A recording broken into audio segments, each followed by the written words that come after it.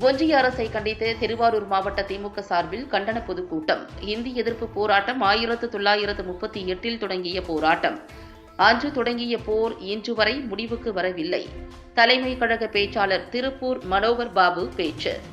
திருவாரூர் கீழவீதியில் திருவாரூர் மாவட்ட திமுக சார்பில் ஒரே இலக்கு, தமிழ்நாடு போராடும், தமிழ்நாடு வெல்லும் என்ற முழக்கத்துடன் ஒன்றிய அரசு மும்மொழி கொள்கை என இந்தியை திணிக்க முயற்சிப்பதை கண்டித்து கண்டன பொதுக்கூட்டம் நடத்தினர். இந்த கூட்டத்தில் திமுக திருவாரூர் மாவட்ட செயலாளர் பூண்டி கலைவாணன் எம்எல்ஏ தலைமையில் தலைமை கழக பேச்சாளர் திருப்பூர் மனோகர் பாபு, இளம் பேச்சாளர்கள் கனிமொழி, விக்னேஸ்வரி, முன்னாள் எம்எல்ஏ அசோகன், நகர செயலாளர் வாரை பிரகாஷ், ஒன்றிய செயலாளர் புலிவலம் தேவா மற்றும் மாவட்ட, ஒன்றிய, நகர, பேரூர் கழக நிர்வாகிகள், தொண்டர்கள் என ஏராளமானோர் கலந்து கொண்டனர்.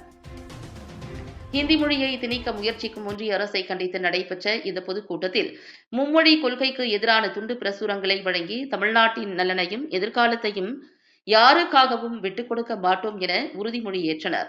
தொடர்ந்து கூட்டத்தில் உலக அரங்கில் மொழிக்காக போராட்டம் நடந்து இன்னுயிரை மாய்த்து மொழிக்காக போராடிய இனம் தமிழ் இனம்தான். தமிழ் மொழிக்கு பாதிப்பு வருமாயின் உயிரையும் துச்சம் என நினைத்து போராடுவோம். நமது பிரதிநிதித்துவத்தை இழக்க நமது தலைவர் இடம் தர மாட்டார் என திமுக மாவட்ட செயலாளர் பூண்டி கலைவாணன் எம்எல்ஏ கூறினார்.